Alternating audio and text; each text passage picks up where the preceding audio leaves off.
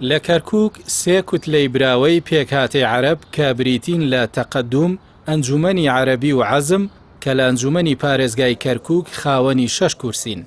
هاوپەیمانی کوتلەی عەرەبی یان بە سەرۆکایەتی ڕاکانجبووری بۆ یەکلاکردنەوەی پۆستەکانی حکوومەتی خۆجێیی ڕاگەیاند.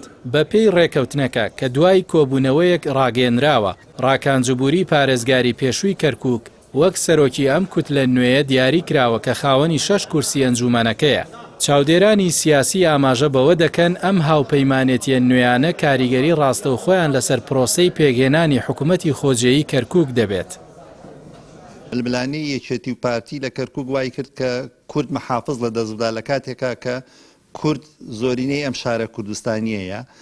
ئەو ململانەیەکی کوشندەیە، زەرەری گەورەی نەتەوەی لە کوردەدا، وەکو پرەنسیب وەکو بەرژەوەندی باڵای کورد و کوردستانە بۆیە ململانەکانی کوردستان شۆڕ نەبێتەوە کەرکووک، کە شۆڕیان کردوێتەوە کەرکووک کە بینین کورد بە تایبەت لە دوای 16 ئۆکتۆبەرەوە تا ئێستا ڕۆژ بە ڕۆژ مانگ لە دوای مانگ ساڵ لە دوای ساڵ مافەکانی خۆی، پێگەی خۆی، قورسایی خۆی لە کەرکووک لەدەستەدا. ئەوەی کە دوایین جار ڕوویدا لە کەرکووک لە نەتیجەوەی کە یەکێتی و پارتی لە ئەنجومەنی پارێزگای کەرکووک یەک نەبوون، بۆیە نەیارەکانی کوردەوەیان قۆستەوە، پارێزگاری بەدەستەوە بوو، پارێزگارەکەشیان لێوەرگرتەوە و زۆر مافیتر کە لە خوارد پۆست و پلەی پارێزگاریشەوە لێ وەرگیراوەتەوە. بێگومان ئێمە پندێکی پێشینانیڵێ مانگە شەو سەر لە ئێوارە دیارە. ئێستا ماڵی عەرەبی توانیان خۆیان ڕێکخەنەوە لە نێو کوتلەیەکی گەورە بە سەرۆکایەتی پێم وابێ بەڕێز ڕاکان سەعیدا.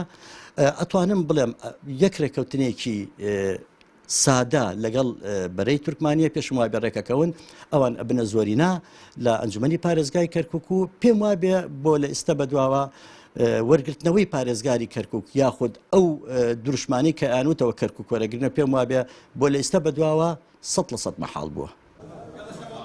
ڕۆژنامەنووسێک جەخت لەوە دەکاتەوە کە لایەنە عەرەبیەکان لە ژێر یەک چەتردا هاوسەنگی هێز لە ناو ئەنجومەنی پارێزگادا دەگۆڕێت و دانوستانەکان لەگەڵ پێکهاتەکانی کورد و تورکمان دەباتە قۆناغێکی نوێوە. کارێکی وایان کردووە کەوا ڕۆژ بە ڕۆژ ئەبینکەوە خەڵکی کورد لەم شارە زیاتر مەویستە بێت لەم دوو حزبە دەسەڵاتدارە. بۆیە پێویستە کورد بتوانێت وەکو چۆن عەرەبمان بینی یەکیان کردو، کوتلی عەرەبی وەکو تورکمانمان بینی یەکیان کردو، پێویستە کوردیش بتوانێت ئەو مشتە دروست بکە وەکو شاعیر ئەڵێ بە یەک پەنجە هیچت بە ناکرێ کە کردت بە مشکێ بەرگێکە، بەڵام بەداخۆ تا ئێستاکە کورد نەیتوانێت ئەو مشتە لە شاری کەرکووکە دروست بکات. هەنگاوی پێگهێنانی یەک کوتلەی عەرەبی لە ئەنجومەنی پارێزگای کەرکووک لە کاتێکدایە ئەنجامی هەڵبژاردننی 2023 ئەنجومەنی پارێزگای کەرکووک نەخشەی سیاسی پارێزگاکەی بەم شێوەیە داڕشتووەتەوە.